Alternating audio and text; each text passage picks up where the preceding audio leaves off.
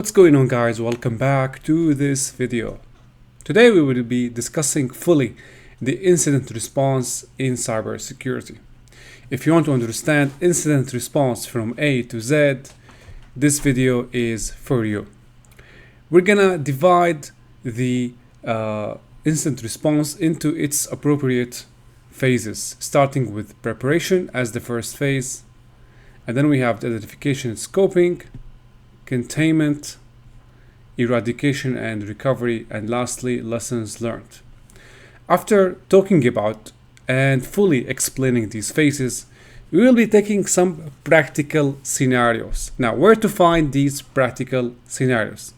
There is no better than going to TryHackMe and covering these three or these four, actually there are five, these five rooms. These five rooms, they have or contain practical scenarios on every single phase of the incident response. So for the sake of demonstrating practically how this works, we're going to cover every single one of these rooms in the practical section of this video.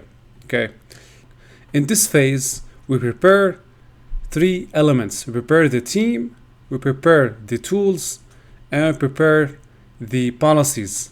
These three elements form the pillars of the full incident response process. Without having these three elements prepared and taken into consideration, we risk the entire process to fail. So it's important to prepare the team, create the people, the right people with the right skills, giving them access to all the necessary tools, and put out the procedure and policies of how to use the tools and how the team will be acting in case an incident happens. Let's fully talk about this. First, let's take a look at the scenario here that we're going to discuss in this video. So basically here, we have an executive summary and we have a technical summary.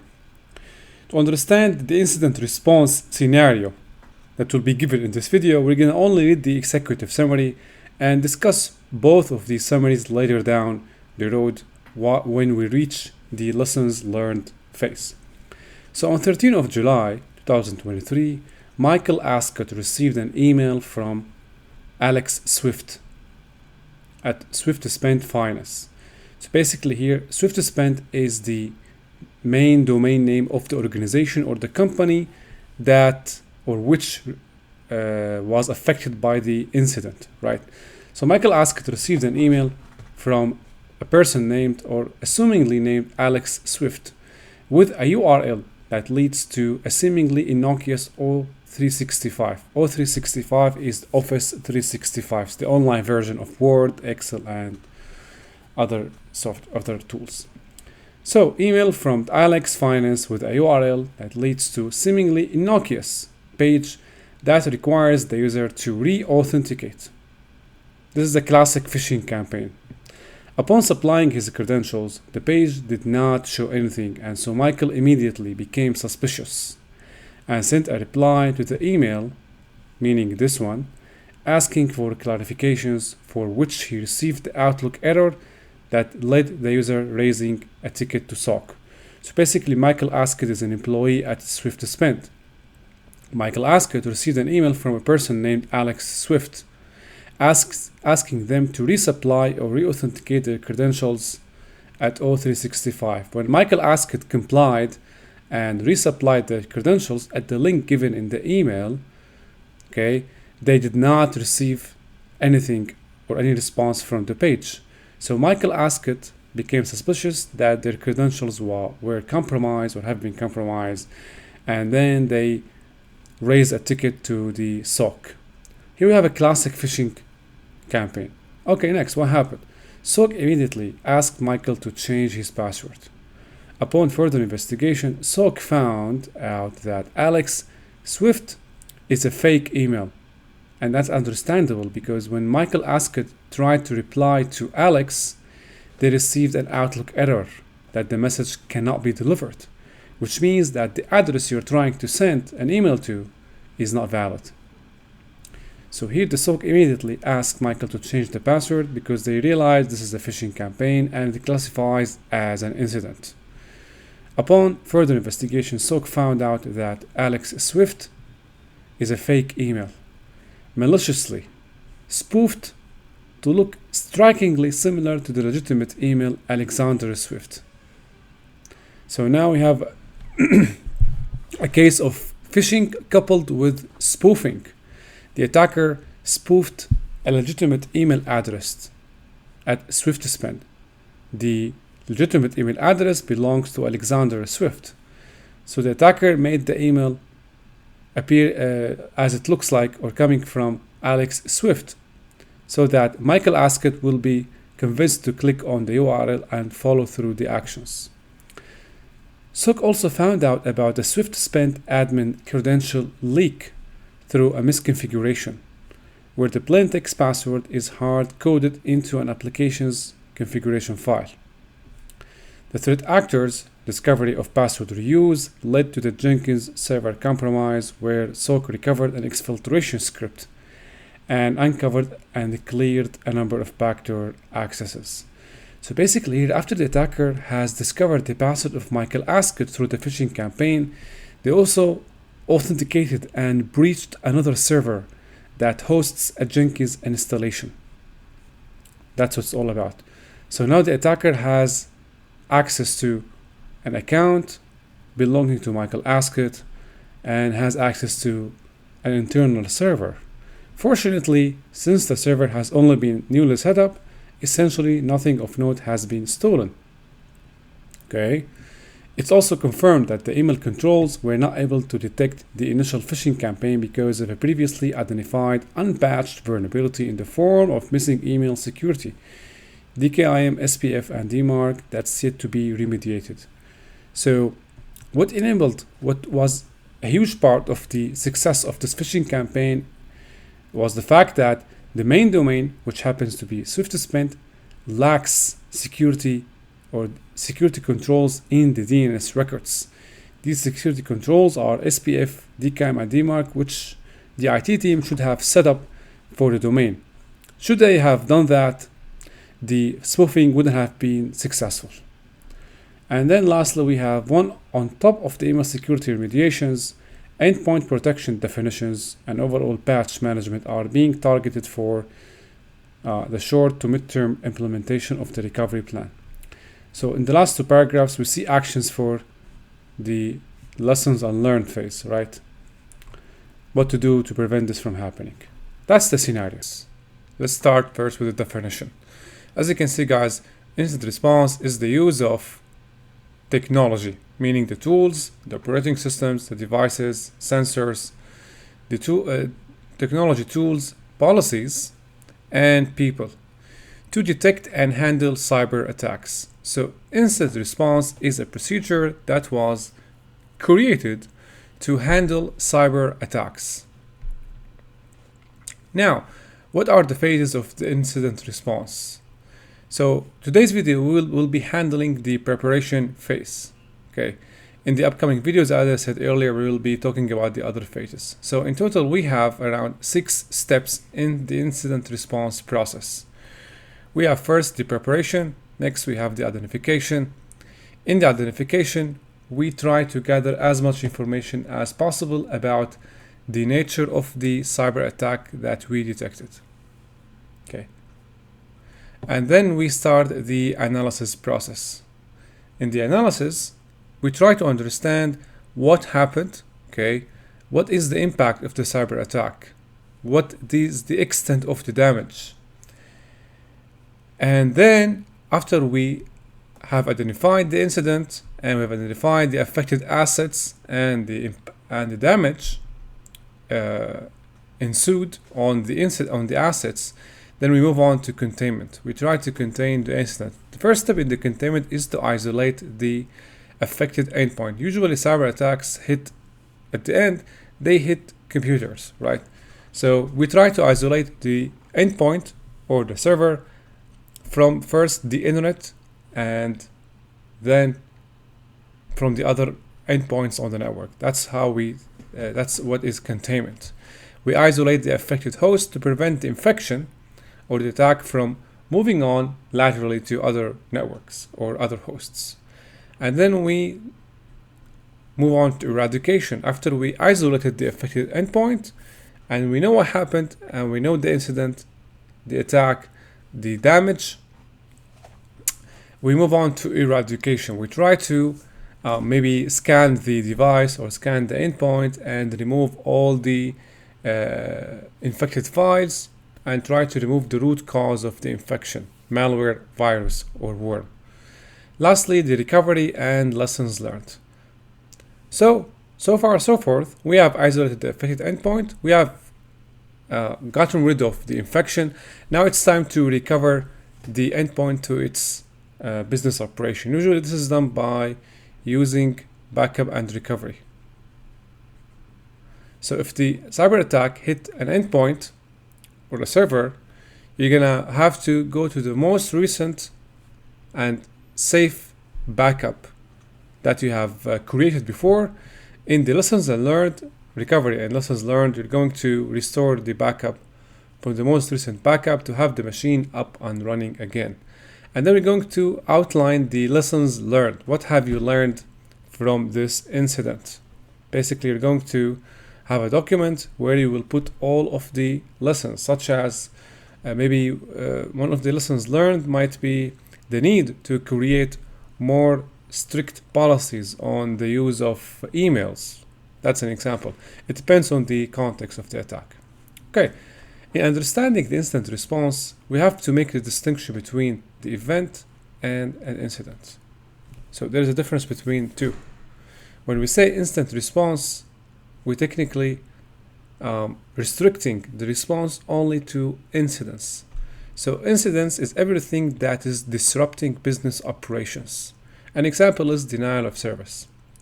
So cyber attacks are incidents because at the end, cyber attacks disrupt the business operations by disrupting endpoints, by doing denial of service, infecting computers with ransomware, and maybe stealing sensitive data through data exfiltration. So at the end, cyber attacks are considered incidents because they disrupt the business operations. Now, on the other hand, event doesn't disrupt the business operations. It doesn't interfere with any sort of business procedure you have because it's at the end an event. An example of an event is user connecting to a server. It's an event, right?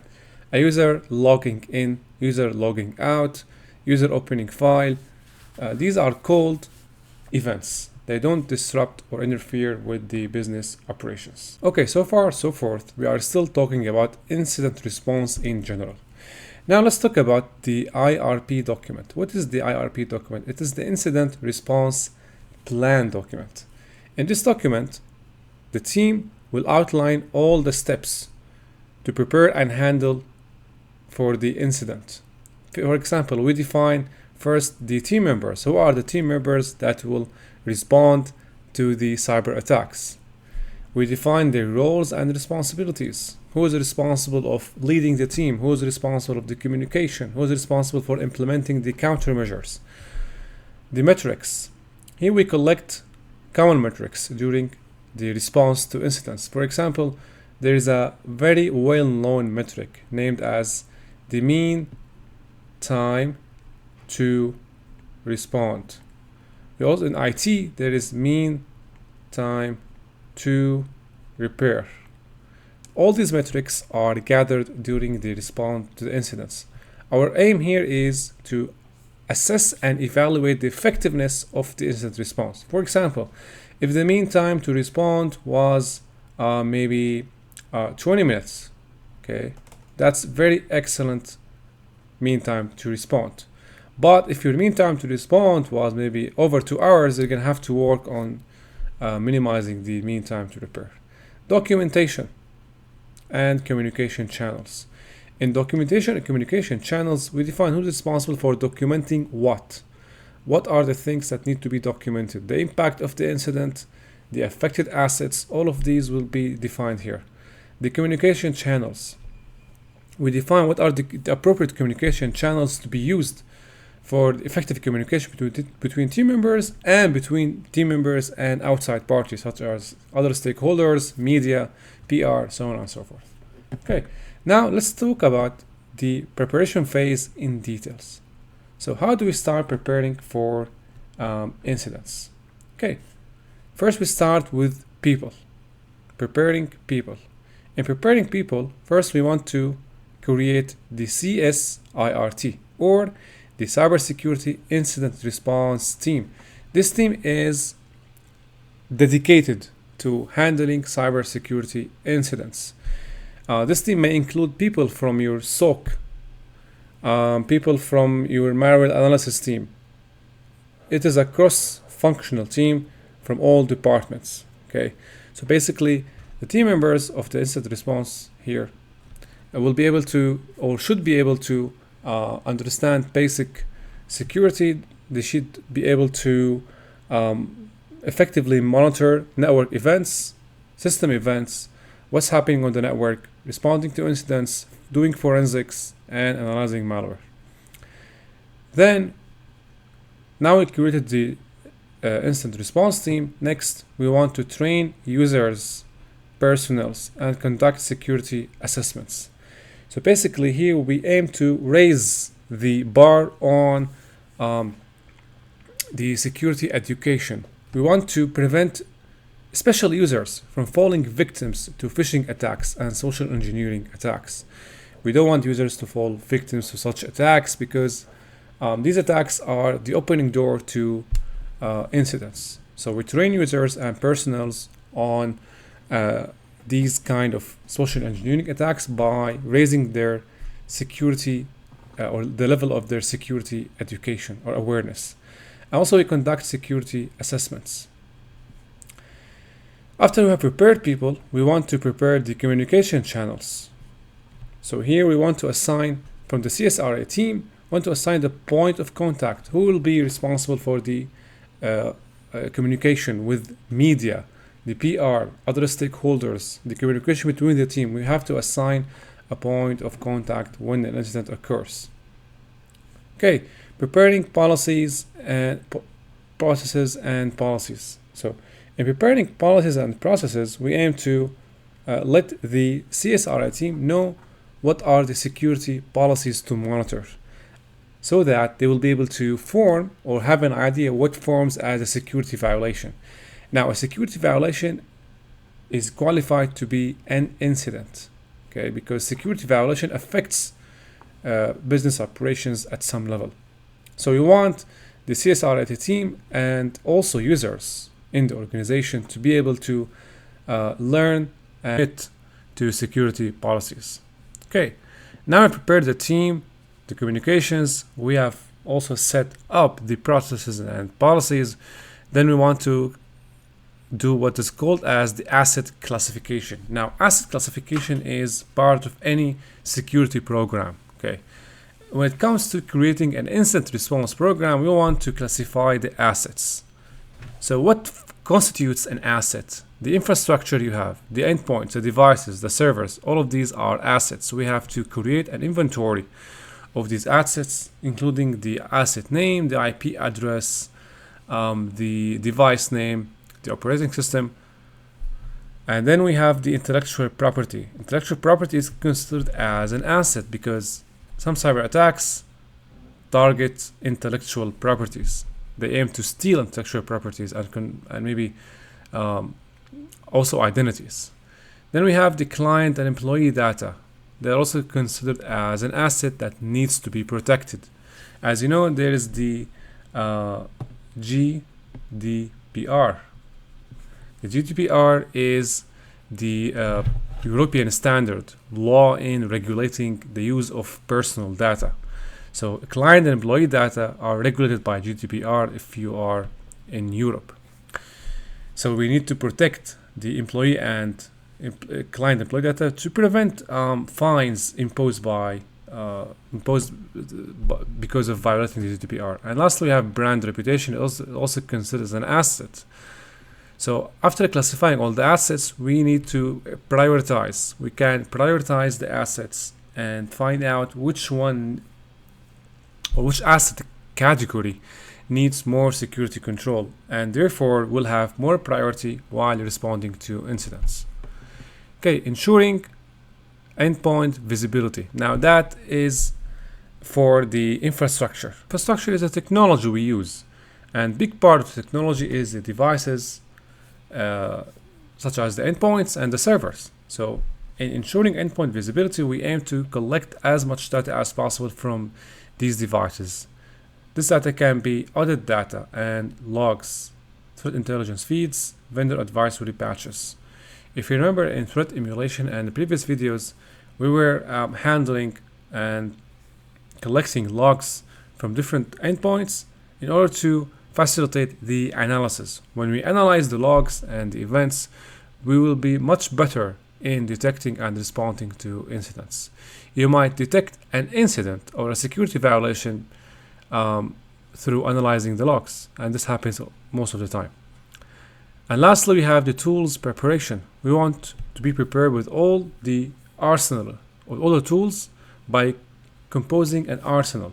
In the arsenal here, we have the forensic imaging and analysis tools. At the end, when a security incident happens or occurs on an endpoint device, we want to take a clone of the operating system or a memory dump, maybe from the affected endpoint.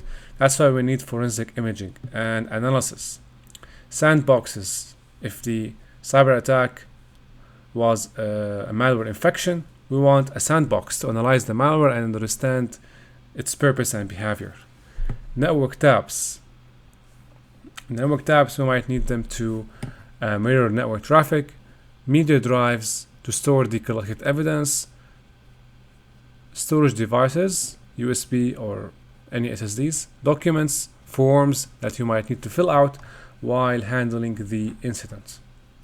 Okay, now we talked briefly about preparing for incidents. Let's now take a practical scenario. In taking practical scenario, we will tackle this item in preparing for incidents, ensuring endpoint visibility. We will see an example of how we can make sure that a machine on the network is configured with appropriate log collection, right?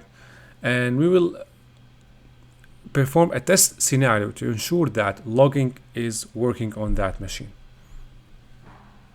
Okay, before we go further, this is part of the preparation room in TryHackMe, and this room is part of SOC level 2 track that we have been doing for a while. So in the preparation phase, there are these tasks. We're gonna cover the answer for these tasks after we take a look at the practical scenario here.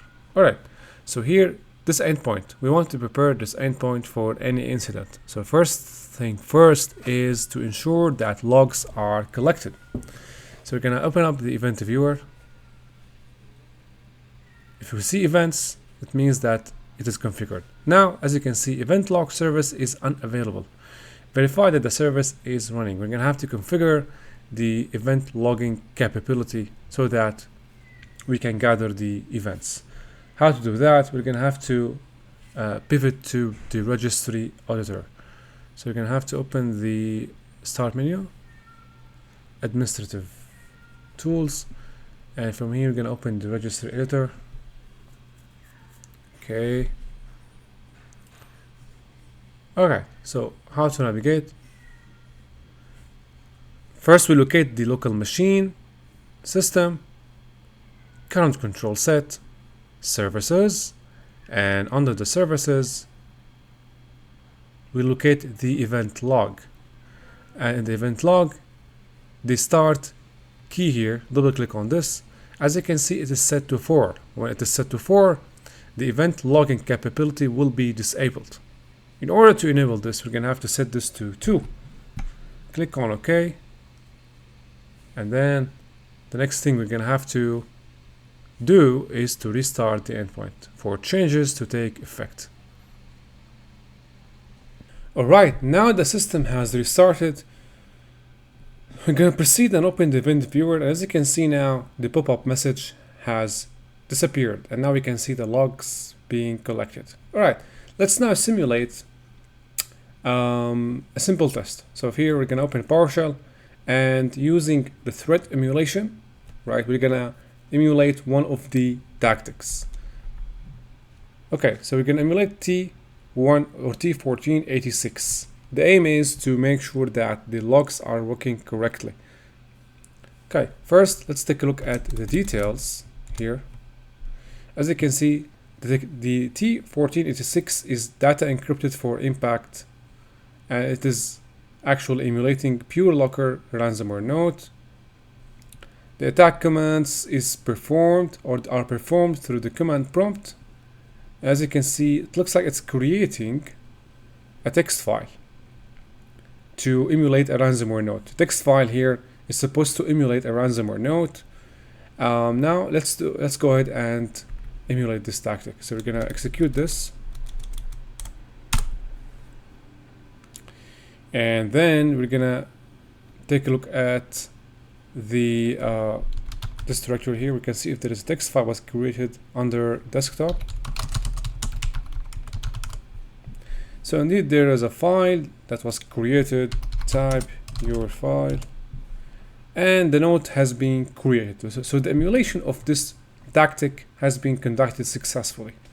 The next thing we want to do is to take a look at the event viewer. Now that we have emulated an actual attack, we want to see if our endpoint is ready to handle or to be part of the incident handling by collecting the logs correctly. So we're gonna go to the event viewer, highlight the Windows logs, application and service logs from here. Okay, and then we're gonna go to Microsoft, Windows, looking for sysmonitor. Let's see, where is this sysmonitor?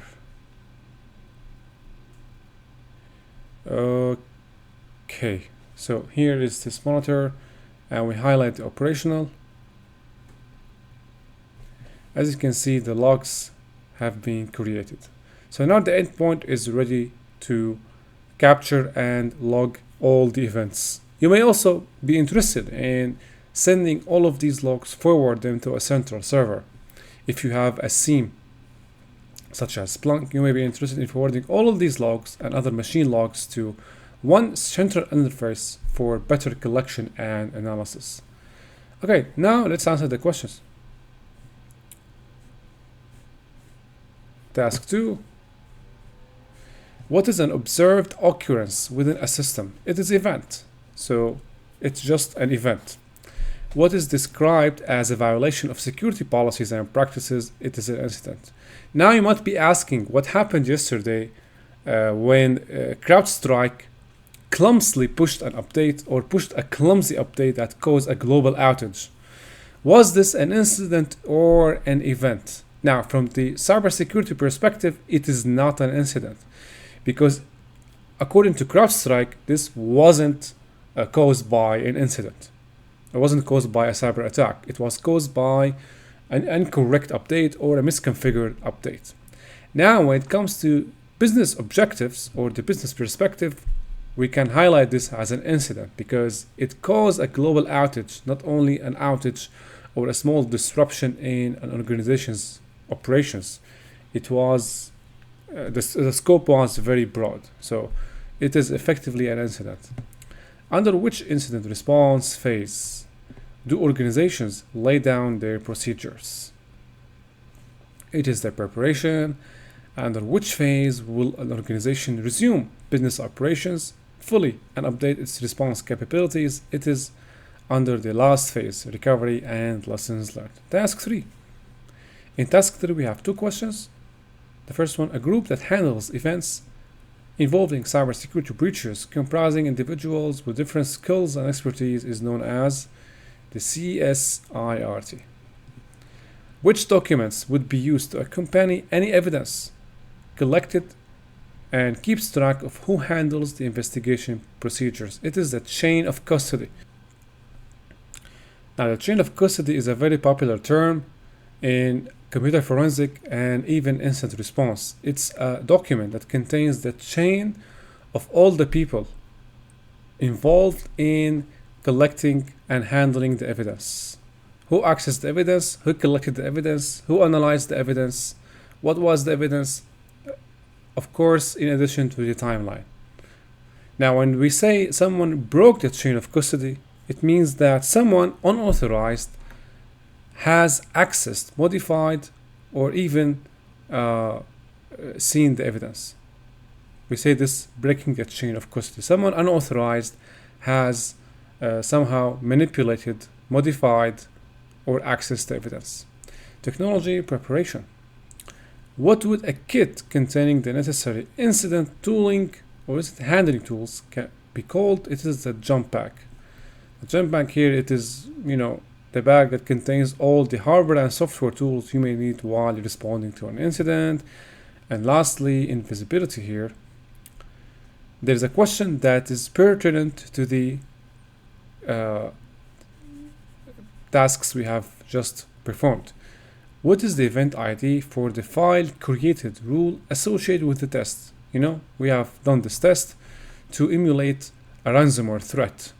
Let's take a look at the event viewer and see what is the event ID of the file created rule.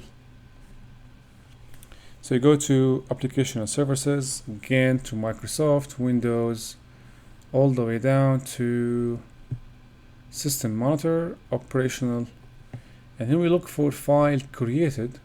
You see we have a lot of events.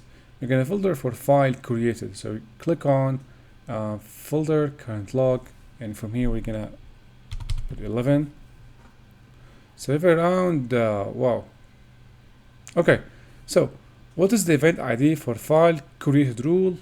It is 11. Okay. Next question. Under the software restriction policies, what is the default security level assigned to all policies? Now, this has to do with creating security policies for your endpoints.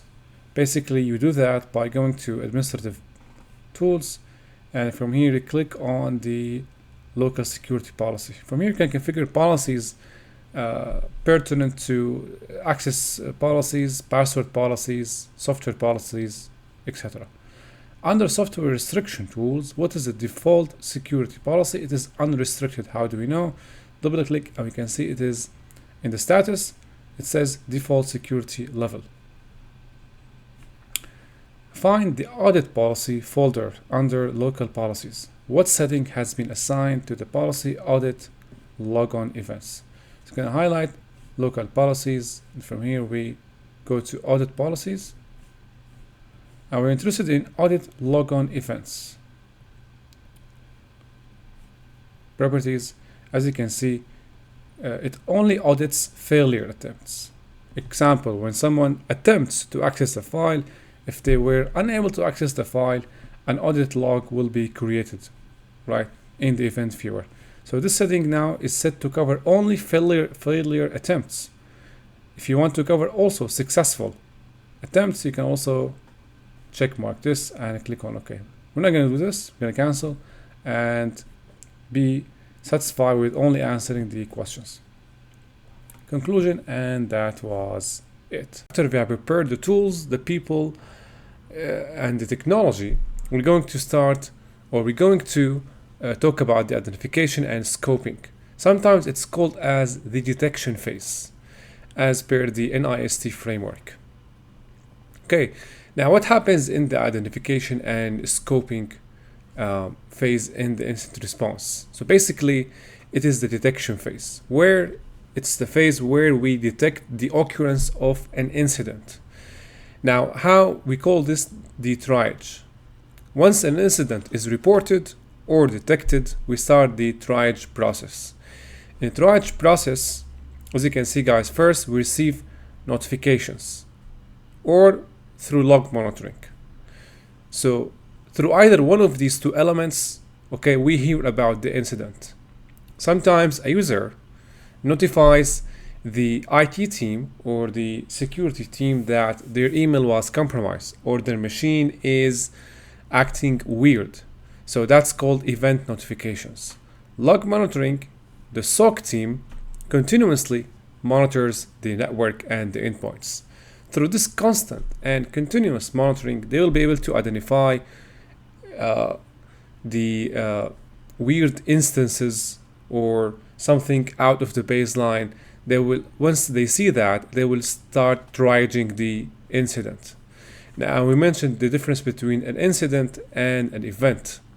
An event is an occurrence, like a user connecting or logging to the system, while the incident is a violation of the organization's policy or something that risks data or endpoints. So the first thing is the identification. Identifications, we said earlier, it is actually through either event notifications or log monitoring. Okay, so now we know that there is an event that qualifies to be an incident. What we're gonna do next? The next thing we're gonna do is to move on to scoping. In scoping, we aim to identify two items. The first one is assets impacted, and the other one is the data at risk. What are the assets impacted? How many endpoints were compromised? If endpoints were not compromised, then what would be the subject or the main impacted object of this incident? So it could be an email, right? It could be an online account. So we identify the assets, the impacted assets. Now, once we identify the assets impacted, we're gonna pivot to the asset inventory. In the asset inventory, we have a list of all the assets in the network, like the devices, their role in the network, whether they are servers or endpoints, the IP addresses. An example of the asset inventory we're gonna see is in this room, identification and scoping. As you can see here, the author of this room has showcased an example of an asset inventory. As you can see, this is an example of an asset inventory. We see the asset type or the role, the asset name, the IP, the OS, and the owner. So once we identify an event, we aim to find out what is the asset impacted, whether it is mail server, web server, or proxy server, or anything in the asset inventory. Next thing we want to know or to quantify, maybe not quantify, maybe identify, is the data at risk. So say that we discovered that there is an incident in the web server. We want to know what are the data that's at risk. In the case of a web server, it could be the web server files. It could be sensitive files. It could be the database. All of these information or all of these data is now at risk. So now we identified the scoping, the data and the assets. There is another item here, which is the spreadsheet of doom. The spreadsheet of doom this is an example of a spreadsheet of doom. As you can see, it is designed to list all of the indicators of compromise that have been discovered in past incidents during the analysis of past incidents. Remember that in the incident response, at the end, we come up with a list of artifacts. The artifacts are the IPs, hashes, files that were responsible mainly for the occurrence of the incident or the compromise. So the spreadsheet of doom, what is the connection here? The connection is that the spreadsheet of doom contains a list of all of the indicators of compromise that were discovered in the past through previous incidents or the analysis of previous incidents or through threat intelligence feeds. So by looking at this spreadsheet here and trying to correlate the information with the information found during the analysis, you will speed up the analysis time. For example, let's say that the asset impacted in the incident was the web server. Now, during the analysis, you discovered that the IP address that was sending the suspicious requests to the web server, you discovered its IP address of the sender. Now you're going to take the IP address and search in this sheet. You'll see if the IP address is found in this list. And based on that, we'll be able to identify the type of threat. So for example, here as you can see, this IP address is correlated with malware hosting. And the source, I mean, where did you get this from? We got this from Alien Vault OTX intelligence feed. Now this one, we got this from previous analysis. Okay, now after we have done that, it's time to start collecting the evidence. In collecting the evidence, we employ the skills of the incident responder and forensic analyst. Here, basically, it's an open field. We try to use all of the available tools and technology to collect the evidence related to the incidents. And through the analysis, we'll be able to come up with a list of the artifacts. Again, we said the artifacts are the IPs, domains, emails, and file hashes that are connected to the source of the incident. We correlate the information with the list here to find out or to enhance the analysis or enhance the process of identification and scoping. As you can see, after we do that, we will be able to find out what happened, and we'll be able to start the previous steps of the incident response. As you can see in the previous, the next steps. In the next step, we start the containment, eradication and recovery, and lastly, lessons unlearned. We stop the analysis at this phase. Then we start to contain the incident, basically if it was a malware compromise or a phishing campaign. Because at this critical phase, we gather as much information as possible about the incident, and we identify the specifics of the incident. We try to find out whether it is a phishing email, whether it is a malware infection, because based on that phase, the following phases, especially the containment, will follow. Okay, now as a practical example of this phase, we're going to take a look at this room from TryHackMe, which is part of the SOC level 2, specifically the incident response track. So in this room here, we have Outlook opened here, and it contains a list of emails exchanged between colleagues about an incident. We're going to start the analysis by going through the emails one by one. So in task 2, we have a couple of questions to answer. So what is the subject of ticket 202 and ends with 232? As you can see, it is the first ticket here. And by going over the ticket here, we can see it is a list of forwarded emails. We're gonna scroll all the way down to start from the very beginning. So at the very beginning, we have an email coming from Support Me Workflow to the SOC team. The subject contains a ticket name, and probably this is the affected workstation with the affected domain and the affected IP address. Now, here the email says a user opened a security-related incident ticket. Please see details below, the ticket number, the affected machine, and the subject. The subject here contains the nature of the incident. Okay.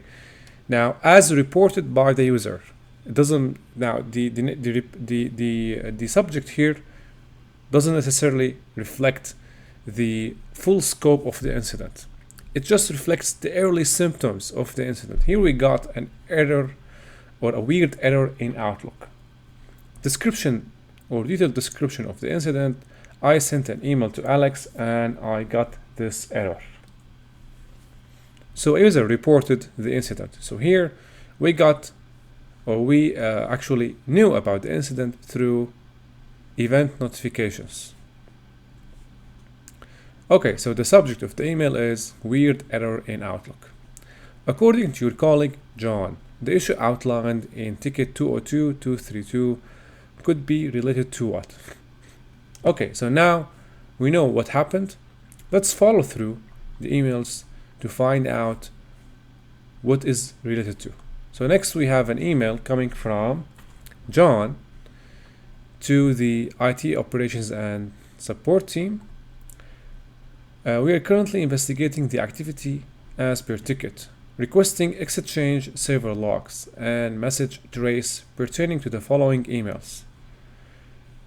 Michael, probably this is the user who reported the incident, and Alex, this is the user that Michael tried to send an email to. Additionally, can you retrieve the web proxy logs for the following machine? Okay, so what do we know so far? We know what is the affected machine, the host name of the affected machine, and its IP address.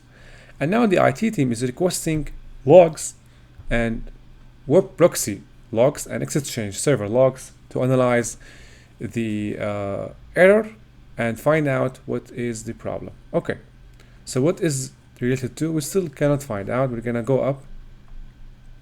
See, there is a email from Damien to the IT team. Now, Damien is a system administrator. It's crucial to know the role of every user involved in the email loops here. So, hey John, we will get back to you as soon as possible once we have extracted all you need. So basically, Damien is within the IT team, and he will send the logs, Exchange server logs, and web proxy logs to Jonathan. Apparently, Jonathan is part of the SOC team. Okay, let's follow through the story. Next, we have from a message from Jonathan to Damien again. No, this is one. Thanks. Next. Next, we have an email from Damien, the IT admin, to Jonathan, and addressing the SOC team in CC. Hi John, sorry it took a while. The Exchange server logs were too large, but we have already transferred it to the file server and can be found there. Also, Alex does not exist on Exchange. However, Alexander Swift at swiftspend.finance does. I also noticed that the non-existent email, Mike sent an email to Alexander with the same subject. I extracted the emails received the past couple days. Attached are the requested items. So good. Now the IT team has sent all the Exchange logs pertaining to the email addresses affected, all the email addresses mentioned in the query here. We see a response from John thanks. These should allow us to analyze the timeline of the events. Very interesting artifacts we got here. Okay. Now the IT team is analyzing the artifacts. So as you can see here, guys, the artifacts now here, or the maybe let's call it the data pertaining to the incident, encompass the Exchange logs and the web server logs. Let's start from the very beginning. Now this one is the okay. Let's scroll up. All right, so here we see the response from the IT team. Okay, and the response contains the logs. Let's open up the logs. This is the message trace result.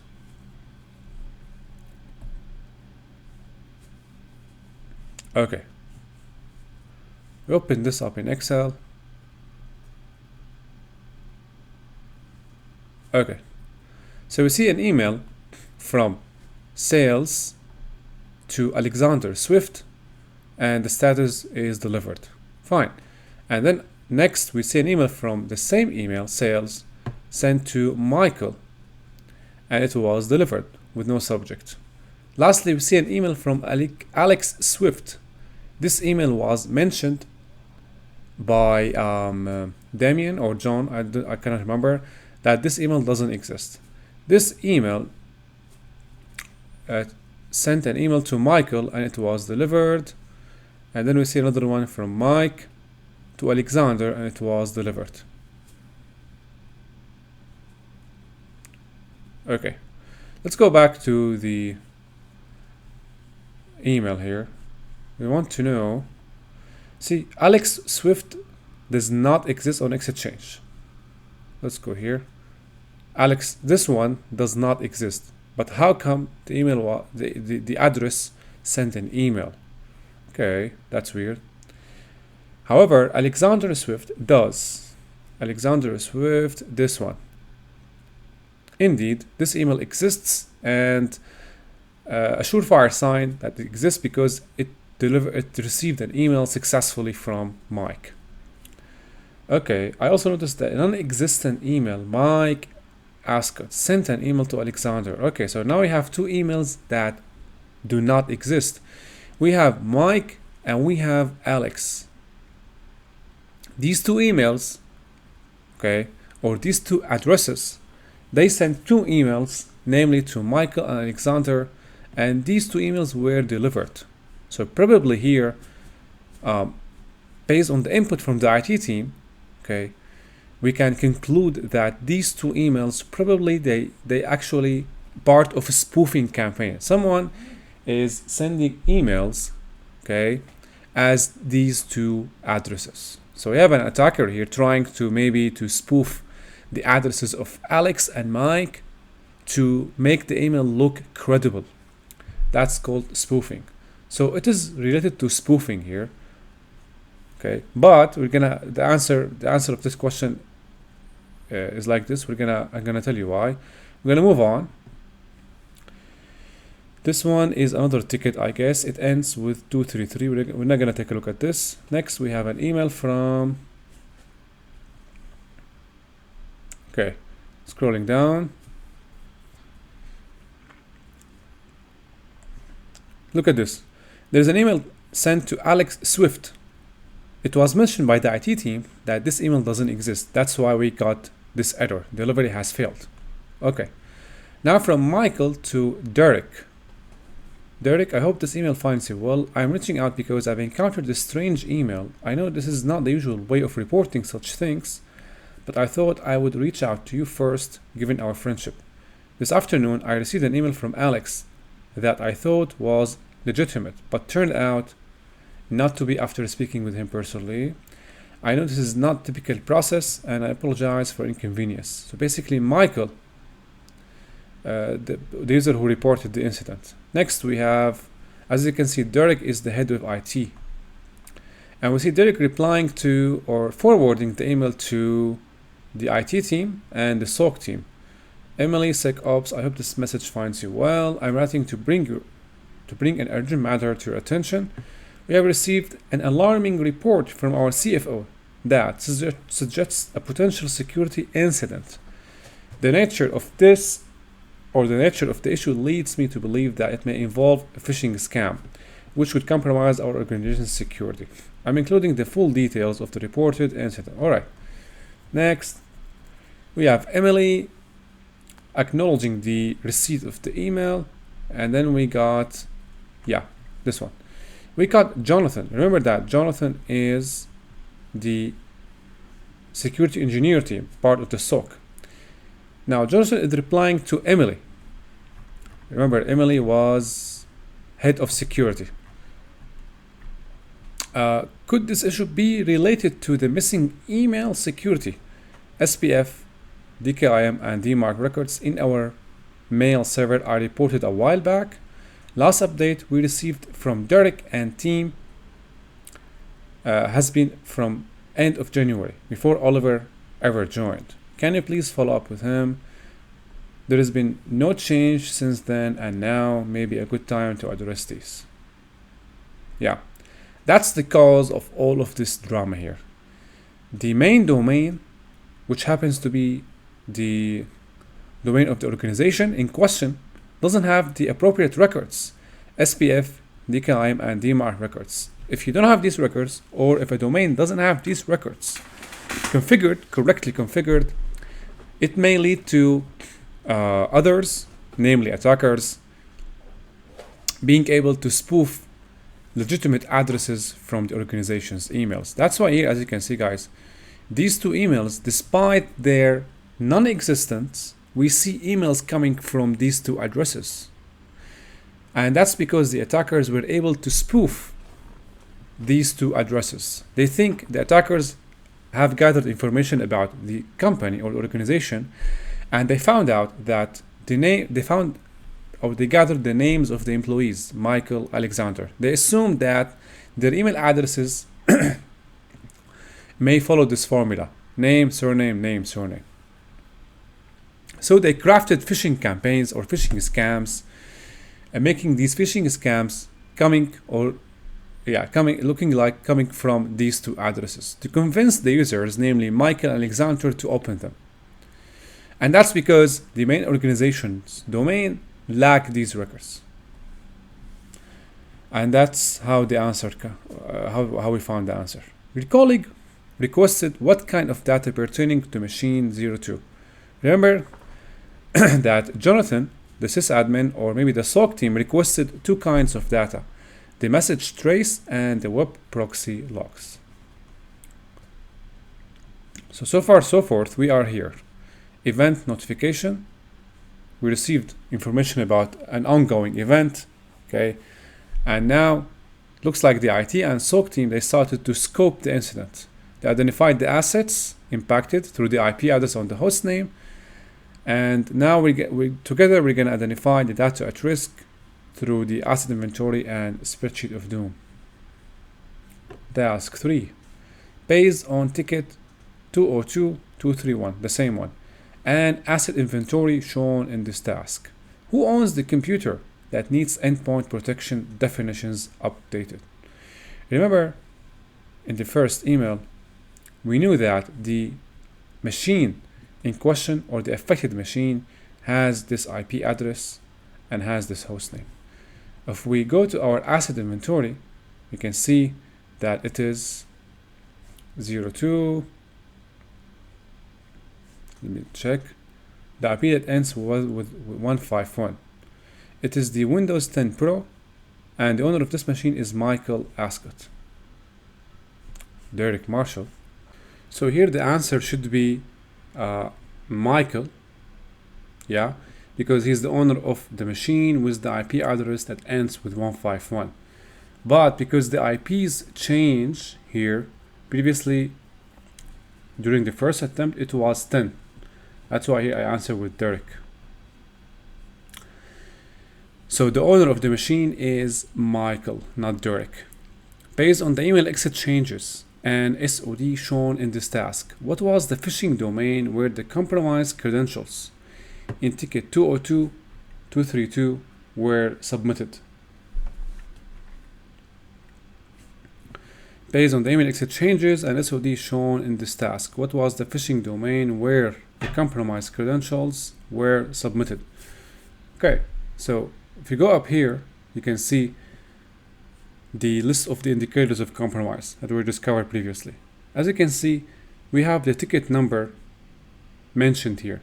This ticket number matches the ticket number that is being analyzed now. If we correlate to other entries, we can see the threat type is spoofed email, and we can see the indicators. We have two email addresses. These two email addresses that are the email addresses that were spoofed. Again, we have a third entry highlighting the same ticket number. Now it is related to phishing domain, and the phishing domain was given here. See here, in this case, we were able to collect or to find an artifact based on this sheet, not based on the analysis. So we saved time. Okay, based on ticket 202-233, what phishing domain should be added to the SOD? Now we are analyzing another ticket. This one, the one that ends with 233. As you can see, a user opened a security related incident ticket. Please see details below. Ticket number, the affected host, IP address 150. If you go up here, we can see who is the owner of 150. Yeah, 150 is not included in the asset inventory. Fine. The subject of the ticket, suspicious email, and the description says, I received an email that redirects me to this domain and asks me to log into Office 365. So this is a typical classic phishing campaign, and this is the domain. Can be found here. Okay, task 4. In task 4, concerning ticket 202-232, so we're back to the first one.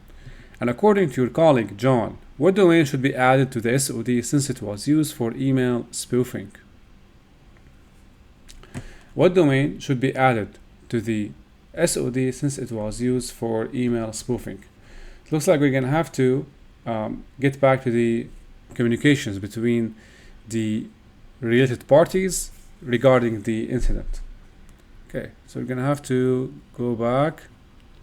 Let's see this one. So this one, it is from, let's start from the beginning. The beginning here we have the notification from Michael, and then we have the acknowledgement by the SOC team that the incident was received, and then we have another email from John, the SOC analyst. As Oliver and I suspected, Mike received a spoofed email, and this is indeed related to our mail server's security. As you can see, guys, here Mike or Jonathan has analyzed the email header, and by analyzing the email header we'll be able to find out the original domain name that the attacker used in sending the email. Here you can see the email address and domain name used and the IP address. These two artifacts should be added as well to the list of the evidence collected. Concerning the available artifacts gathered for analysis of ticket 202232, who is the other user that received a similar phishing email but did not open the ticket nor report the issue? Remember, guys, based on the sheet we opened earlier, let's see here, where is that sheet? Yeah, the message trace, we saw two email addresses. We saw Mike and we saw another user. The other user was Alexander. Alexander also was a target of this phishing campaign with spoofing taste or spoofing flavor. So Alexander did not report the event, while on the other hand Michael did. So Alexander, we have Alexander as the other user who did not report the event. And also we have this email address should also be added to the list of the evidences. So you have Alexander, and what additional IOC could be added to the SOD and be used as a pivot point of discovery. We have this email address as well, because this email sent email addresses to the affected employees. Based on the email exchanges and attachments in those exchanges, what is the password of the compromised user? Okay, remember that Jonathan has asked the IT team to collect exchange logs, which we have analyzed, and the web server logs or web proxy logs. Probably here we're gonna have to look at the web proxy logs.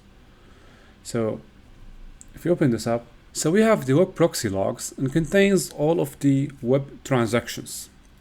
But unfortunately, because this is unlicensed product, we cannot edit on the cells here to be able to just drag them to the left or to the right to make the data clear and examinable. So basically, we're not gonna use this view. We're gonna just click here and maybe preview. So this view is not that nice, but we're gonna have to work with it, at least in my case. If you scroll down to this very line, I'm gonna highlight this. Yeah, this one. 14 July, we can see that Michael Askett, okay, has tried to access, as you can see, guys, ngrok free app /submit -login username equal Michael and password equal password, and the result was 200 allowed. So here Michael was trying to log in, or maybe the attacker was trying to log in with Mike password. The password is found here in the password field. So that was the password. And this was all of it. So forth, we talked about the preparation and we talked about identification and scoping. Now let's talk about the containment. The containment is the third phase in this incident response. And in this phase, we aim to isolate the infected machine or the infected endpoint from the attack. There is two ways to do that. We either go full isolation or we go controlled isolation. In full isolation, we actually completely cut the internet access and isolate the machine from the outside world. This may include cutting the internet access or isolating the infected machine from the network. There are risks to full isolation.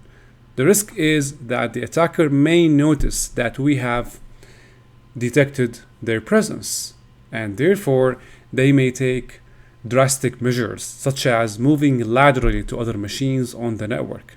So it has its own risks, the full isolation. And the other method is controlled isolation. In controlled isolation, we actually sit down and monitor the attacker's behavior. So here it involves the process of monitoring. So we want to monitor the attacker's behavior. This means that we put the machine maybe in a honeypot, or we create packet captures so that we capture the full network activity, right? So we monitor and then we choose what to isolate. It doesn't mean that we're gonna leave the attacker roaming free in the endpoint or in the network. We monitor their behavior, and then based on the measures, or based on the behavior of the malware or behavior of the attacker, we take drastic measures. If we notice that the attacker is trying to exfiltrate data, we can go ahead and stop them. So in controlled isolation, okay, we allow the attacker to have some limited freedom on what they can do on the endpoint, okay, because we don't want to risk the attacker knowing that we have uncovered their presence. We have to assume that the attacker has sophisticated skills, because when they detect or when they find out that we have isolated or kicked them out, they may have left other infections on other machines. And upon finding out that we have kicked them out of the network, they may move laterally in the network and infect other endpoints, or endpoints that they have already infected, and they start maybe performing ransomware, encrypting files, or they may steal files. So we're gonna have to be careful on which one to choose. Now, which one to choose depends on the previous phase, identification and scoping. Remember that in identification and scoping, we should have determined the assets impacted, right, and the severity of the damages. If we know that the assets that were impacted are not mission critical, such as servers exposed to the public internet or servers exposed to the clients, we may go to full isolation.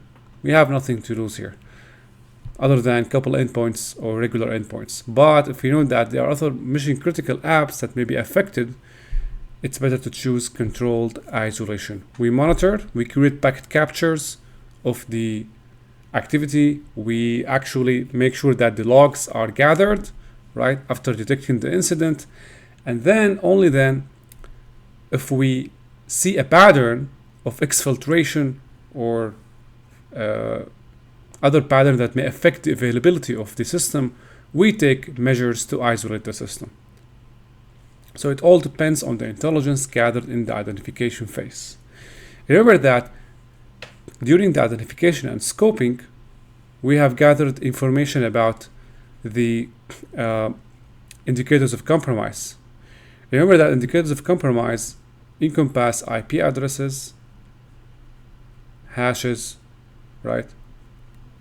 So when you look up the IPs and the hashes by going over the past incidents, the spreadsheet of DOM, or maybe using online tools or online threat intelligence repositories, you may find out that the actual attack or the actual attacker is not that sophisticated. In that case, you may go full isolation, right? Because the attack is not sophisticated and the attacker may not have the actual skills that enable them to move laterally in the network in case they lose access to the infected machine that they have compromised.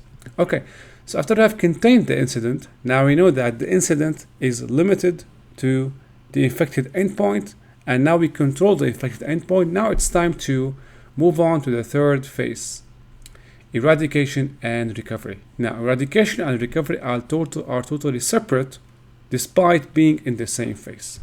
In eradication, we want to clear all traces of the malware. So how do we do that?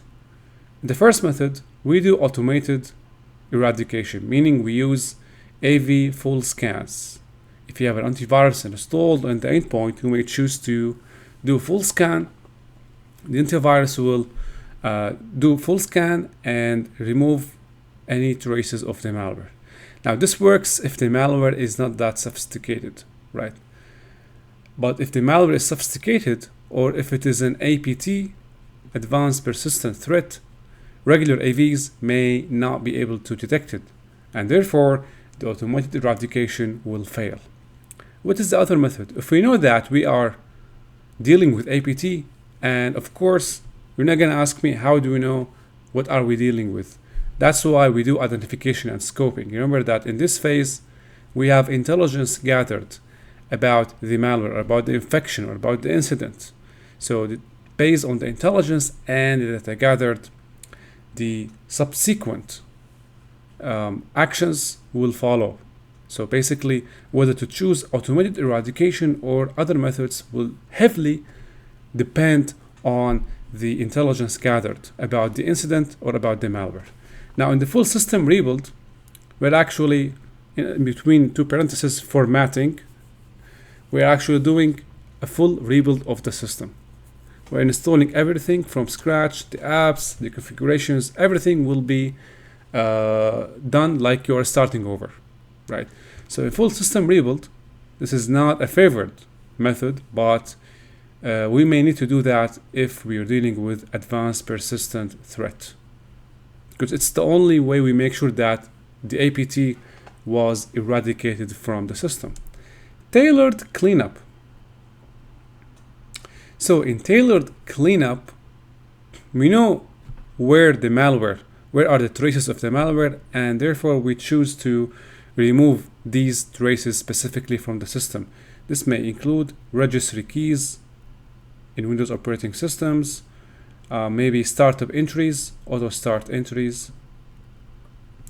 And in Linux, you may choose to delete from cron jobs. So it is a tailored cleanup. And that also depends on the intelligence gathered during the identification and scoping. After spotting the malware, after spotting the infection, we know what are the areas it has spread to, and therefore we may choose to do tailored cleanup. But it also has risks, because if the information you gathered about the intelligence was missing, your cleanup will be also missing, and therefore traces of the malware may stay on the system. Okay, so these three steps. Wait, let me delete this. Okay, so choose this color maybe better. Okay, so 1, 2, and 3. These are part of the eradication. Now, what about the rest of the steps? They are part of the recovery. So patching, accounts termination, and restoring backups, it is the recovery. So once we have eradicated the malware from the system, or the infection, or the cause of the incident, we may start restoring the system to its business operations, or we restore things to normalcy. So how do we do that? We start with patching. Patching is a process of making sure that the system has all the updates available. Like if the OS needs an update, we do update the system. If the apps need an update, we do update the apps. But we're not going to do that randomly. It all depends again on the identification and scoping. In identification and scoping, remember that we know what caused the compromise, right? So patching may only include like updating some DNS records, or maybe updating the entire system. It depends on the cause of the incident. Sometimes the cause of the incident doesn't have to do with patching. Your system may be up to date, your apps may be up to date, and you have regular patch management program that your team actually manages. So basically in patching, it's not a process that you need to do every time an incident happens, right? It depends on the environment, but it's still one of the methods that falls under the recovery. Next, we have accounts termination. In accounts termination, if the attacker has breached or compromise one of the accounts, we need to terminate that account or update its credentials. And of course, we're going to have to make sure that all the affected or all the maybe files or objects that fall under the purview of this account are also updated with the right permissions. And lastly, we have restoring backups. Now, backups is another story, but it is especially important if you're dealing with a ransomware infection. If you don't have backups, there is no way to recover your system. So backing up your systems on a regular basis, weekly or maybe monthly, but it's always recommended to do at least a weekly update depending on the nature of the system. So restoring from backups is another method to recover the system. And lastly, we have the lessons learned. And to be honest, it is the most important process to prevent the incident from reoccurring, okay? Because it is in this phase we create detection rules. So what do we do here? We create a summary of what happened. So we go back in timeline to the very start of the incident. We actually put a list of maybe we create a list of the steps we have taken during the incident, right, with timestamps, so that later on we will write a technical summary and an executive summary. In the technical summary, we put on the technical elements that were spotted. Of course, we create a narrative, including the technical elements. We're going to take an example of how the technical summary looks like. And then we have an executive summary, which will be shown to the C-suite. In the C-suite, they will see actually what happened from a higher level. In the executive summary, we avoid to write down IPs or emails or technical elements because the stakeholders are not interested in these elements. They want to see the business perspective of the incident, meaning you can talk about the impact on the financial losses, the reputation loss caused by the incident. And lastly, bolstering up security. Remember that every incident, after going through the phases of the cyber incident response, we come up with a list of indicators of compromise, right? We use these indicators of compromise to bolster security. We may use them to create firewall rules, to create Sigma rules, to create detection rules. That's why the lessons learned phase is very important for the future. And if we switch to the machine here, we have two files, an executable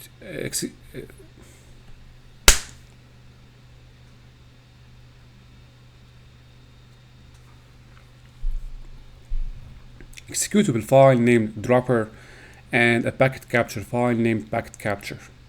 So we are tasked to open up the packet capture using Wireshark and analyze the packets. Now, remember that this represents, or this should be about the threat intelligence and containment. So basically it's a mix-up between the identification and scoping and containment. Remember that part of identification and scoping is determining the impacted assets, severity, and damages. So this may include that you create packet captures from within the infected endpoint, right? Because you want to analyze the packet capture in order to come up with answers for these questions, right? And in order to choose what method to follow during the containment phase. Do you want to fully isolate the machine, or do you want to just follow up with the attacker, see what they're going to do, and then hit them where it hurts? So it depends on the information gathered. One of the methods to gather the information during this phase is to create packet captures. So you can analyze the given packet capture by going to File, Open, Desktop, and choosing Packet Capture. Okay, the very first thing to spot here is the number of packets. So we have around 10,000 at the bottom here. We have 10,645 packets. Okay, now how to start? I always like to start by going to Statistics, understanding the protocol hierarchy and the number of packets exchanged, because we don't know what to focus on here. So we're going to go to Conversations, And from here, click on IPv4, and let's try to find a pattern here. So see here the IP 172.16.1.151. This IP is repeated across different packet exchange here, and we have one time it is acting as a destination, and another time it's acting as the source, as shown here. So this should be, or this might be, the endpoint or the infected endpoint IP address. Okay, other IPs look like the IPs that the endpoint has exchanged packets with. So what IP to focus on? How are we going to analyze all of this? My way is to sort the packets, right, in ascending order, and see what are, depending on the number of packets exchanged here. So basically this IP address here, 51.15.43.212, is the remote IP address with the most number of packets exchanged with our infected machine. So usually you might want to investigate this first. How are you going to do this? You can just apply as filter, selected A to B, and then this will automatically create a filter that shows the packets, including the two IP addresses in question. We have the IP address of the infected machine, and we have the other remote IP address with which it has exchanged around 4,000 packets. Taking a look at the packets here, we see most of the packets are UDP and TCP packets. There is nothing noteworthy here. Like there are no HTTP packets, no DNS packets. We want to find out, this should be the place where we want to find the root cause of the incident, how it happened, how it all started. So it's not going to start with a UDP packet or a TCP packet. It should start through another protocol like HTTP, SMB, these kind of things that the attacker, or that has an attack exposure that the attacker can manipulate. So basically here we have nothing to do with this IP address. You can go back to conversations and see the next IP address. Now, doing this, using this methodology is effective, but with this scenario, the IP address that will turn out to be the malicious one is the IP address with 28 packets exchanged. As you can see, how do we know that? Just apply as filter again, and see here we have HTTP packets. Since there are HTTP packets, it means that the local host or the infected machine has exchanged or maybe downloaded something from this remote address. Inspecting packet number, this is the number here, 7608, we can see that the local IP address ends with 151, has issued or sent a GET request, right, to this remote IP address to retrieve a file named dropper. The name is self-explanatory, or it is self-suggesting that this is a malicious file. We can choose to follow the TCP stream by going to follow TCP stream, and we can check more details about the HTTP headers. This is the remote IP, this is the file retrieved, and if you want to see the response, this is the response given by the server. Going back here, we can see that after sending the GET request, we have the server replying with the file, and that was it. So now, if you go back, you can see that the malicious file dropper was downloaded here for convenience. I'm gonna go ahead, open the terminal, and navigate to desktop.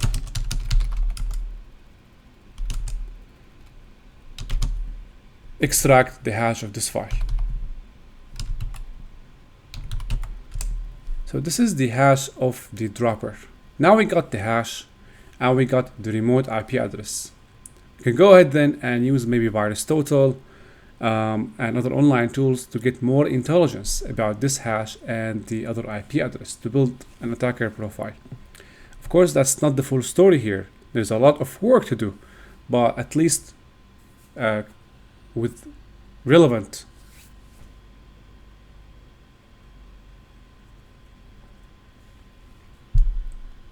with regards to this scenario, that's what we have to do. I'm going to go back here and answer the questions. What's the IP address of the adversary? This is the IP. We answer with the IP, and this is the dropper, the file name, and lastly, this is the hash. Okay, that's all there is to do for this room. We're going to terminate. And what about the rest of the questions? So task 2. What does the acronym IDS mean? It is Intrusion Detection System. Task 3, Containment Strategies. What's the name of the containment strategy used when the responders closely monitor the adversary? It is the controlled isolation. We explained this. We don't fully cut the internet access from the machine. Rather, we choose to monitor and respond accordingly, according to the behavior of the attacker on the infected machine. What containment strategy is considered to be the most aggressive? It is the entire isolation. Task 4, creating threat intelligence. What is a term for a set of characters that can be used to give an attribution to a file? It is the hash. It is the only set of characters, or the only thing that you can attribute to a file and make it unique. Task 5, what is the name of the classic arcade game that has been referenced in this task? It is Whack-A-Mole. Practical, we answered this, and now next we're gonna go to other room, eradication and remediation. We're gonna deploy the machine, and while the machine is being deployed, we're gonna go ahead and answer the questions of the other task. Task 2, considerations. What is it that may cause an attacker to think that you already have a complex and detailed eradication plan in motion? It is premature eradication. Premature eradication is a term that references a state where the incident response team skips the containment and skips the identification and right away start the eradication. This may come because of business pressures from the upper executives to eliminate the incident, to prevent reputation damage or financial loss. So your incident response team may skip all of these steps, okay, and jump immediately eradication. So it's gonna go, oh, we have an incident, okay, let's rebuild the system again and restore from backups, and that's it. That's the shortcut, and it is called premature eradication. And it may work, but it will only work for the current incident. It doesn't mean that you will prevent this incident from resurfacing in the future, because you haven't gathered the information about this incident, you didn't understand fully what happened, and therefore you did not bolster the security here by using the gathered information, right? You just eradicated the malware, assuming that you have completely eradicated the malware and recovered the system. So it is premature eradication. What is an informal term used to describe the cycle wherein you keep discovering and identifying bad, eradicating it, finding it elsewhere, and doing it all over again? It is Whack-A-Mole. So basically here, because you haven't studied the incident fully, you have not built a profile of the attacker, and you have not gathered information about the incident, you just performed premature eradication. So basically here, you may find that the attacker or maybe the attack is sophisticated, and by doing premature eradication, you have just eliminated the incident from the current endpoint. There may be other avenues in the network where the attacker has placed malwares or infected other systems. That's why here, Whack-A-Mole is a cycle where after patching up a system, you end up discovering other systems infected. So you keep going through a vicious cycle called Whack-A-Mole. Of the two main goals of this phase, what is the first one? Eradicate the bad guys. Task 3.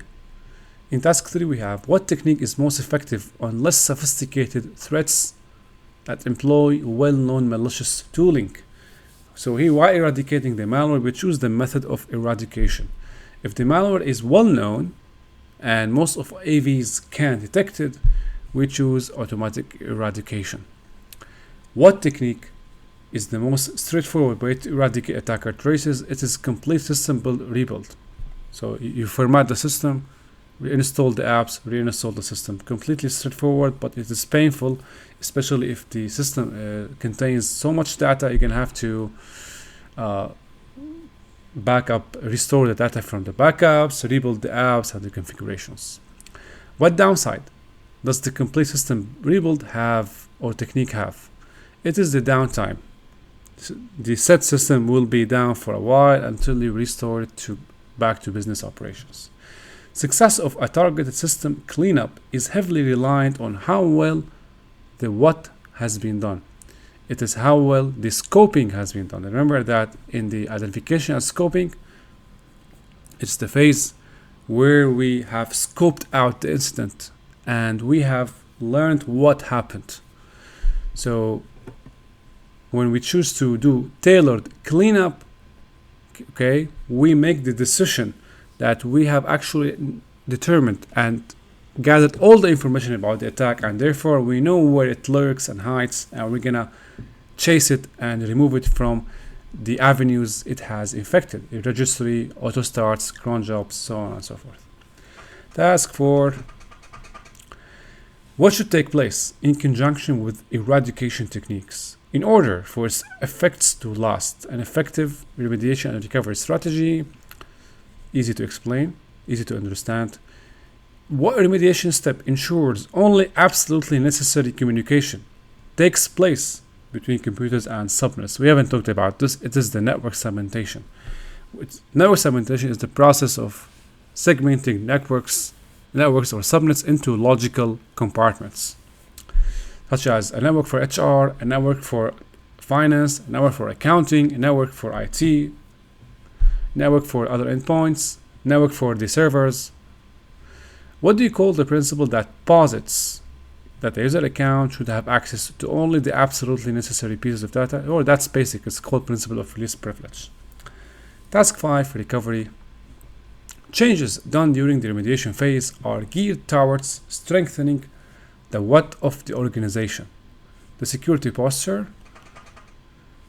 This is a term that is used most of the time to indicate the level of security in the organization. How mature is the organization in terms of security? We call this security posture. What kind of tests should be employed to check if the remediation tactics actually work? Well, testing the security of the organization is called penetration tests and attack simulation. Lastly, we're going to do the task 6. Okay, let's go do task 6 now. So what we're given here, we're going to access the machine through the attack box. So here we're going to get access to one of the machines that were also compromised by the attacker. This machine contains a Jenkins server installation. The attacker managed to get access to this machine by compromising one of the Jenkins accounts. Basically, it's the default account. So as an incident responder, and as part of the identification and scoping, you log into this machine to find out how the attacker got in. So the credentials are given here. I'm gonna do SSH. At the IP address of the machine. Yes. And then we're given the password.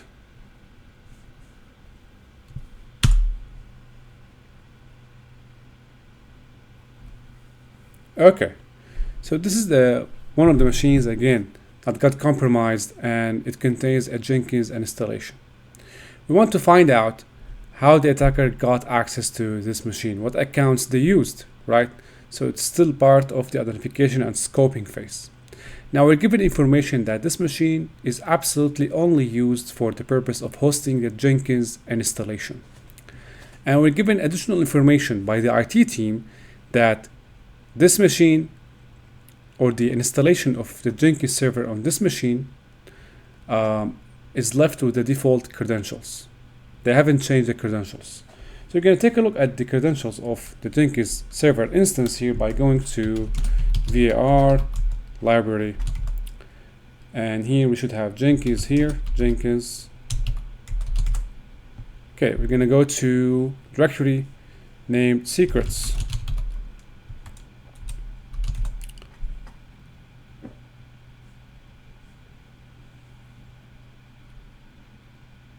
Permission denied.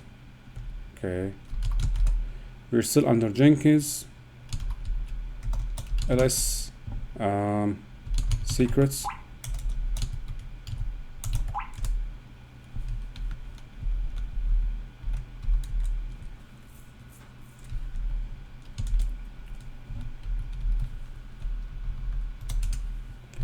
Still permission denied. Let's try with sudo.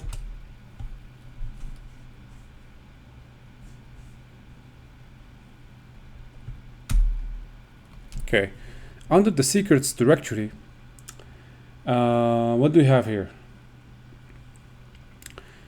The Hudson Council, initial admin password, Jenkins model, master key. If we cat initial admin sudo cat secrets initial admin,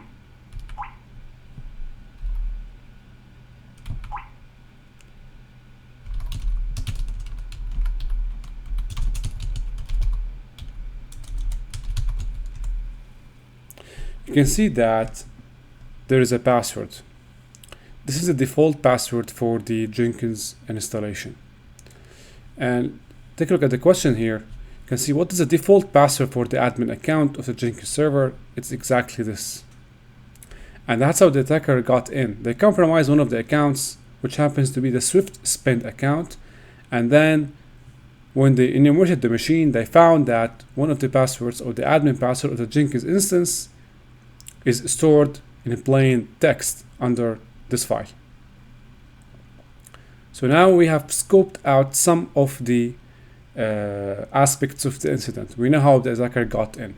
We're gonna have to continue the investigation. Okay, so we're gonna go back ls and cd to users. Taking a look here, we have admin and we have infra admin. Let's go ahead and reveal the contents of this file. Cat infra admin. It's a directory, sorry, so we're gonna have to cd to that directory. Still permission denied.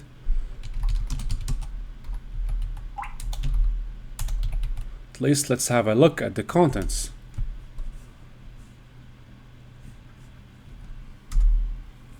So we have a file named configuration. We're gonna take a look at this file, sudo cat config. Okay, let's take a look here. This XML file contains the configuration of the user infra admin. And here our job or our goal is to find anything that may connect the attack to the attacker. Emails, passwords, users. So this is the full name of the account. And look here, we have domain credential map. Scrolling down, let's see here. Timestamp is also important. Oh, we have this email address. This is the email address, right? Infraadmin at swiftspend finance. So it's an email address at the domain of the company that suffered the incident. This means that the attacker has not created an account, rather they have actually changed the configuration of an account to take control of the account. This is the email address, and this answers the question here. What is the email address of the other account within the Jenkins server? Okay, we have another question here. What is the command being invoked by the project found in the Jenkins dashboard? So the projects in Jenkins contains executables and scripts to do a specific task. How to find out where to look? So we're gonna have to go back and try to cd to jobs. Okay, ls backup. We have one project called backup, cd backup, and we have a couple of files. We're gonna take a look at the config. So cat config. Okay, in the configuration we can see the actions that the project was configured to execute. So if we locate the command here, in the command we can see the command that will execute when the project is deployed. So it uses bash to execute a backup script. Now you'll be curious to find out the contents of this backup script, which I am. We're gonna have to take a look at this cat, and let's see what the backup script does. So indeed, it takes an archive of the directory named backup, sleeps for 5 seconds, and then uses cur to send a post request to this destination, backup swiftspend.com 6996 upload -f, specifying the files that will be uploaded, and then again sleeps for 5 seconds and then deletes the directory and the zipped file. This is a surefire sign of an exfiltration here, because this is all done by the attacker. And lastly, the attacker is trying to maybe create the backup of the entire system, right? Sends the backup to a domain they control, which happens to be part of the domain structure of the main company affected by the compromise. Backup at swiftspend. Swiftspend is the main domain of the company. Backup at swiftspend. It is a domain controlled by the attacker. Somehow they created a subdomain so that they can host a server that will receive the exfiltrated files. Okay, let's see what questions to be answered. What is the command being invoked by the project? We already answered this. How many times has the project run before? How many times has the project run before? Let's go back to the config, and here next build number, cat next build number 4, cat config again.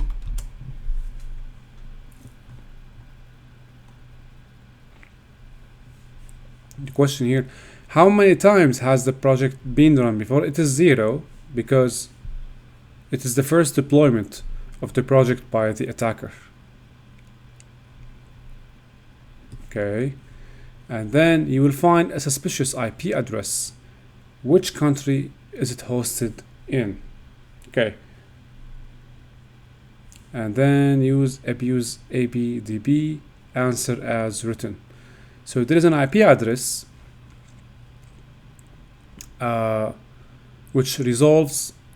whose location corresponds to a country. We're gonna have to find this out. So if we go back to the file,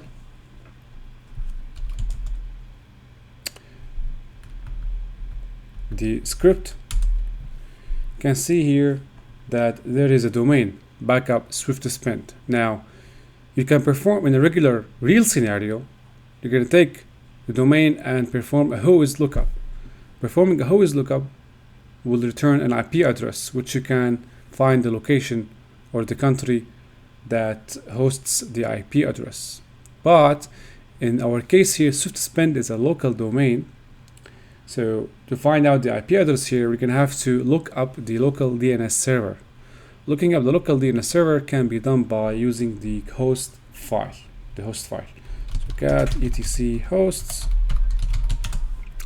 and let's see here the entries. So we have an entry for localhost Jenkins, and there's an entry to backup swiftspend, corresponds to this IP address. So what is this IP address?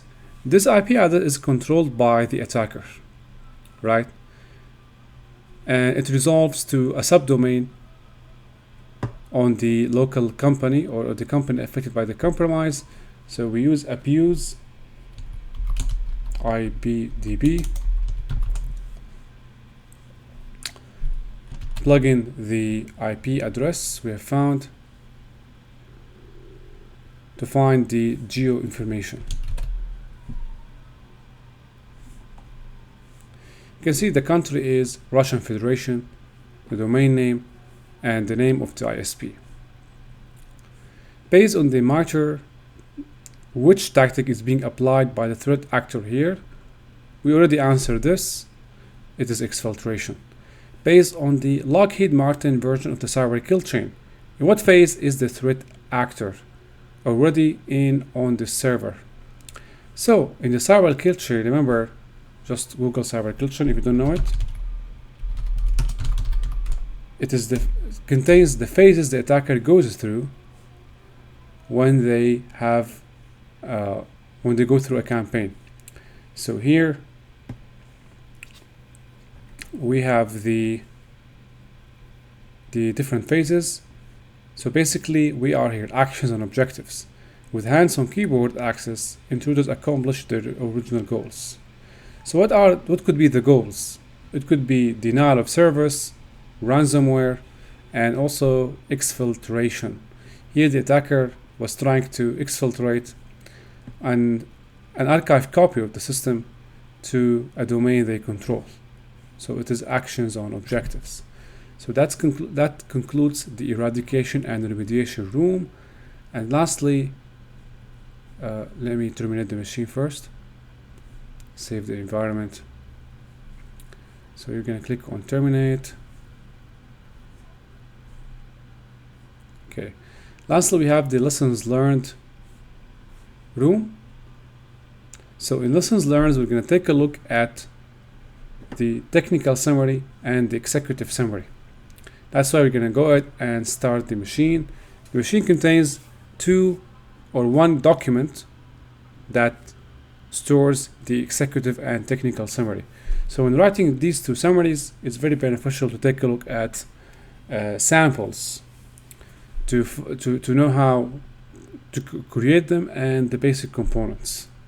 Okay, we have explained the executive summary at the beginning of this video when we outlined the story of the incident scenario.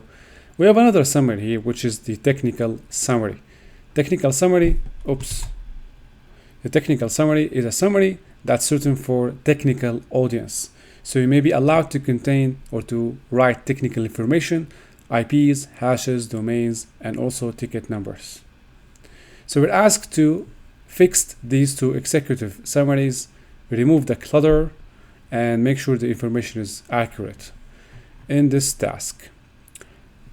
In the draft, it seems that the analyst included a number of technical details that are not necessarily needed in the executive summary. The first paragraph alone has two details that can be removed to look something like this. So that's the first paragraph of the executive summary rewritten to remove the unnecessary information, because remember, the executive summary will be provided or read to an executive audience. It should be high level and should not contain technical information. So here we're going to have to remove the emails, IPs, and ticket numbers. So remove this, remove this, remove this, remove this. That's the answer for the first question. Depending on the audience, you can put as much or as little detail as you want in the executive summary, but remember that it's imperative to stick to the essentials. For example, the second and third paragraphs can be condensed more while still retaining its essence. You can also revise the executive summary more while still retaining its meaning or essence. What technical details in the fifth paragraph of the draft can be removed? We also already answered this. We're going to have to remove everything that's technical, including the name of the security measures. I'm going to copy this and answer. A technical summary must be concise while remaining effective in tracking the important artifacts, among other things. In the draft, the third paragraph talks about the discovery of numerous artifacts via the review of a packet captured. What are those artifacts? So in the technical summary, we are allowed to be technical because we're gonna send this summary to the chief information officer, so they will read the summary. This chief information officer will be able to lay down the policies and the countermeasures later. So upon receipt of the incident ticket number, SOC immediately requested for a message trace involving both Michael, Ascot, and Alex, which consequently shows the targeted nature of the phishing campaign. Okay, we already know the story here.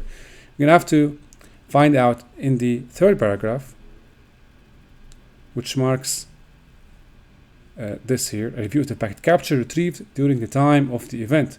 Also allowed for the discovery of numerous artifacts, such as the malicious IP and the malware sample. We're gonna have to provide these, how to find these.